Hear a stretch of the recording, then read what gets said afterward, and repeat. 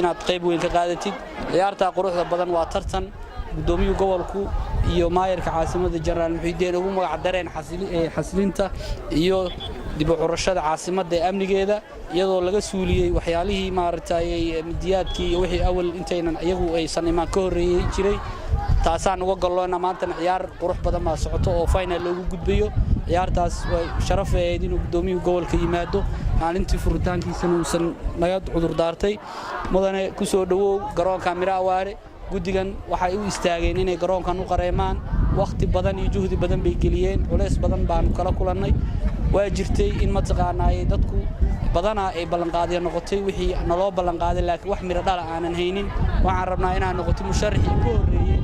ee Mira Awaare jaamac intuu soo dhex istaagay asagoo on gacan marayn oo aan gudi wax ku wareejin inaan noqotid adoona inaan ka bixin baan rajeynaya insha Allah ta'ala waxaan rajeynaynaa insha Allah ta'ala cid kasta oo musharrax magaaladan imaanaysa xaq bay ku leedahay intii aadan madaxweyne noqon waa inaad garoonka Mira Awaare aad tusisaa inaad wax ku bixin kartid kursiga kaliya ma aha inuu idin muuqdo waa inaad bulshada hadda jeebkiina wax ka tartaan markaas aan idin aamin kareyna waxaan leenahay waxa way musharrixiintaas waa lagu aamin karaa xilalka waxaan raadin inaan ku soo dhaweeyo gudoomiyaha gudiga Maxamed Xiiro ku soo dhaweeyo rahmatullahi wa barakaatu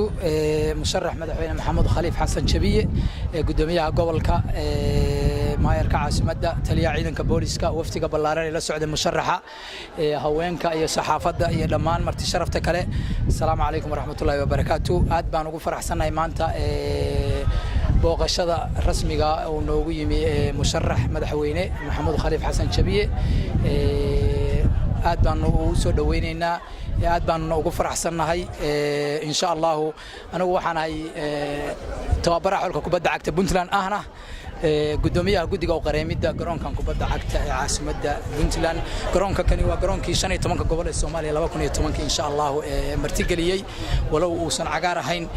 Maxamed Khaliif Xasan Jabiye waa musharraxa kaliya oo aan isleenahay garoomada Puntland waa garoonkii labaad oo insha Allah uu ka qayb qaadanayo waxyaabo kale oo ka tira badan oo wanaaga oo uu sameeyayna aan ognahay sida wadooyinka iyo dib u heshiisiinadii beelihii dagaalamay walaalaha ahaa waxaan rajaynaynaa insha Allah garoonkani waa garoonkii caasimada waa ka duwan yahay garoomada kale anigu waan ogsoonahay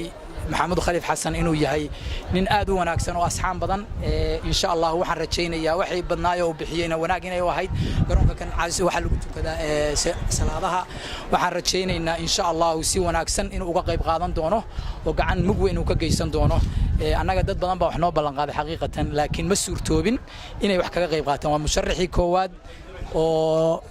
ka qayb qaata oo insha Allah gacan mugla kaga qayb qaata oo aanu rajaynayna insha Allah hadii ilaahay idmo inaanu insha Allah isagana taariikhda xusi doonto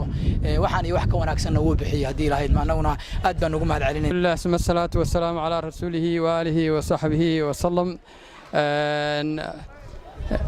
dhammaan ka soo qayb galayaasha xafladan quruxda badan oo runtii galabta ciyaarta semi finalku ay ku dhaxmarayso labada kooxood garoonka Mira Awaare jaamac ilaahay ha u naxariisto runtii aad iyo aad baan ugu maartay ugu hambalyeynaya waana salaamaya salaanta islaamkan ku salaamaya assalaamu calaykum waraxmatullaahi wabarakaatu runtii waan ku faraxsanahay inaan ka soo qayb galo sharaf bayna ay tahay gudoomiyaha gobolka maayarka iyo generaalkii booliska Puntland dhamaantood waxaan leeyahay waa mahadsantihiin soo dhaweynta halkan aad nagu soo dhaweyseen iyo dhamaan bahda sportiga iyo dhalinyarada caasimada Garowe runtii waan uga mahad celinayaa waxaan ognahay muhiimadda ay leedahay ciyaaraha iyo sportigu muhiimadda ay u leeyihiin ummadda dhalinyarada runtii anigu waxaan ku koray magaaladan Garowe ayaan yaraantayda ku barbaaray waxaan noogu oolaan jiray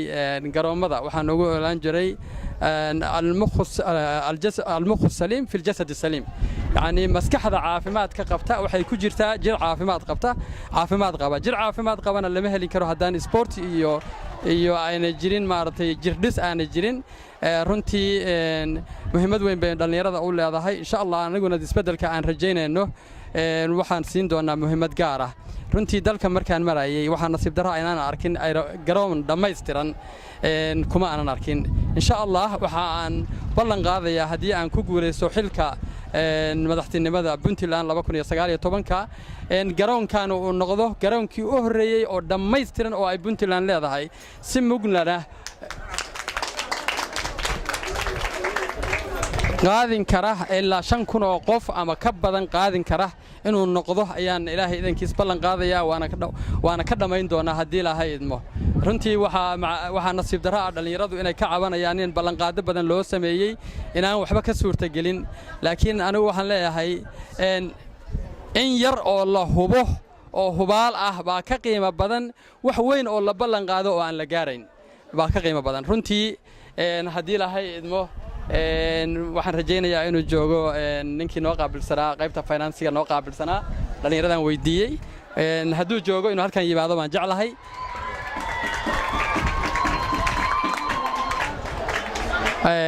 ما شاء الله هادو جوجو waxaan jeclahay inuu halkan yimaado si lacagta aan ugu wareejino aan ballan qaadayo dhalinyarada sportiga aan ugu wareejino ما شاء الله runtii iyo maamulka runtii waana uga mahad celinayaa isxilqaanka ay soo xilqaameen in garoonkan la dayactiro marka waxaan galabta ugu maartay ku wareejinaynaa oo aan rabaa inaan ku wareejiyo garoonka oo aan kaga qayb qaadanayno $10,000 haddii Ilaahay idmo haddii ballanqaad beena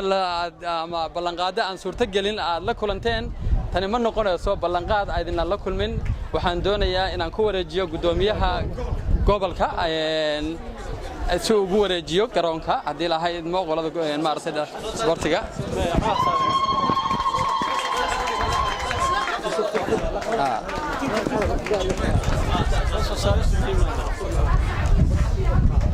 ما شاء الله ما شاء الله ما شاء الله ما شاء الله ما شاء الله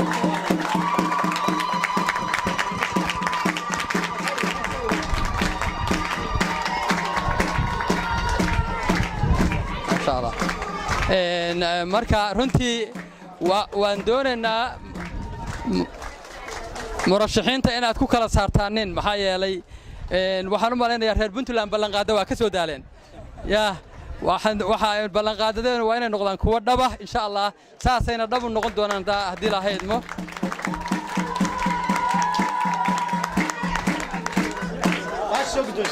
sidaasoo kale baanu garoonka gaalkacayo ay dhalinyaradu noogaga cawteen iyadana aanu ku mulkisiinay ballanqaadkii aan u samaynay aan ku niri caawa ma seexanaysaan idinkoo ballanqaadka haysan runtii waan bogaadinayaa madaxda gobolka iyo bahda sportiga iyo dhammaan dhalinyarada u heelan inay garoonkan suurta geliyaan inuu dhammaystirmo insha Allah 20 bari ka bacdi or ka yar waa idinku soo biini doonaa waan idin dhammaystirin doonaa waa mahadsantihiin الرحيم الحمد لله وكفى والصلاة والسلام على من اصطفى آد بان waxaan maanta ugu faraxsanahay inaan ka soo qayb galo xafladan semi finalka koobkii xasilinta caasimadda iyo nabadgelyada hagaageeda waxaan kaloo aad ugu faraxsanahay maanta musharax maxamuud khaliif jabiye maxaa la yiraahdaa inuu noqday musharaxii koowaad ballanqaadkii uu sameeyay garoonka iyo ciyaaraha maxaa la yiraahdaa ka soo baxa waxaan uga mahad celinaynaa xoolaha uu bixiyay waxaan u leenahay Ilaahay ku barakeeyo wax ka khayr badanna ha kugu bedelo kulli waxaad ku taageertay dalkaaga iyo dadkaaga aad iyo aad baan kaaga mahad celinayaa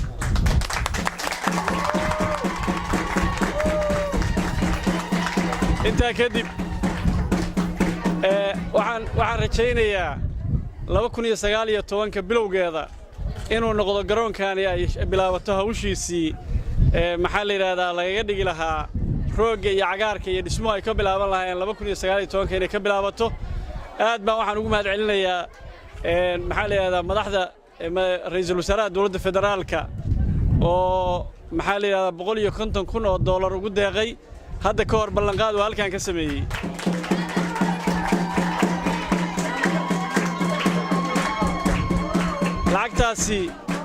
shalayba iyaduna waxay ku soo dhacday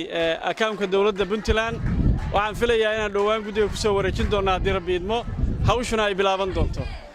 marka cid allaale ciddii wax ku darsatay waa sheegaynaa waana u mahad celinaynaa ciddii doontaa si kale ha u aragto laakiin jabiya waa mahadsan yahay musharaxii koowaad ee Puntland ee lacag ku darsaday weeye si gaar aan ugu mahad celinaynaa kuwa kalena waa ku qiimaynaynaa waxay sameeyaan ninkii ballanqaadkiisa ka soo baxana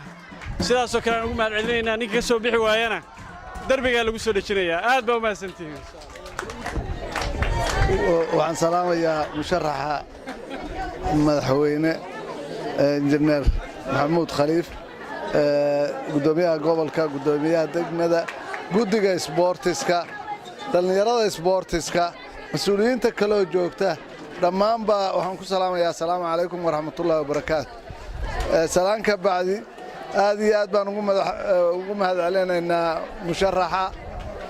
waan musharaxii koowaad oo ballanqaadadii la sameeyey fuliyey weeye waa ugu hambalyaynaynaa cid kasta oo wax ku darsatay ama shirkad ha noqoto ama shakhsiyaad ha noqotona waa u mahad celinaynaa waxaan leenahay waa dalkaagii baad wax ku darsatay waa sadaqooyinka jaariyada weeye waxa weeye ilaahay ha kuu barakeeyo annagana wax badan bay dalka anfacaysaa waxaan leeyahay aad buu u mahadsan yahay waxaan ku soo dhowaynayaa haddana gudoomiyaha musharaxa madaxweyne maxamuud khaliif jabiye duqa caasimadda taliyaha ciidanka booliiska bahda isboortiga guddiyada u qareemidda garoonka Miro Awaare dhammaan waxaynu ku salaamayaa salaanta islaamka assalaamu calaykum waraxmatullaahi wabarakaatu salaan kadib aniga hadal ima harin hadalka wixii la oran lahaa hadduu mahad celin yahay iyo hadduu sharaxaad garoonkan yahay iyo haddii marxaladaha hadda hawsha dhismaha garoonkan la rabo soo maray yahay waxa ka hadashay madaxdii iga horeysay iyo guddiga u qareemidda garoonka Miro Awaare ujeeddada waxa weeye anugu inaan lacagtii musharax maxamuud khaliif jabiye aan aniguna madasha ku wareejiyo gudoomiyaha guddiga u qareemidda garoonka Miro Awaare aan ku wareejiyo wabilaahi tawfiiq waxde hadal haray ma jira hadal horay buu u dhamaaday wareejinta un baa hadda noxora anna waxaan ku wareejinayaa guddiga u qareemidda garoonka